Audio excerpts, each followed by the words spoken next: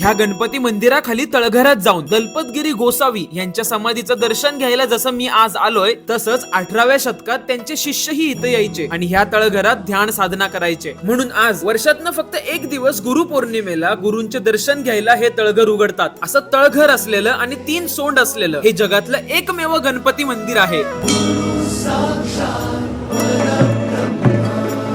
शनिवार आणि पर्वतीला इथं रस्ता. हा गेंडा म्हणजे आसाम बंगाल आणि त्याला साखळीने बांधलेले हे ब्रिटिशर्स. हे कार्विंग डिपिक्ट करतं 1757 ला आसाम बंगालला ब्रिटिशर्सने कॅप्चर केलेला त्यावेळेसचा तो हिस्टॉरिक फॅक्ट. असे अनेक हिस्टॉरिक आणि आध्यात्मिक स्कल्पचर्स कार्व केलेलं, प्रत्येक दरवाजाखाली असे यंत्र असलेलं हे त्रिशुंड मयुरेश्वर म्हणजेच मयूर मोरावर बसलेल्या 3 सोंड असलेले गणपतीचं हे मंदिर पुण्यातील सोमवार पेठ इथे आहे. तस्मै श्री गुरवे नमः.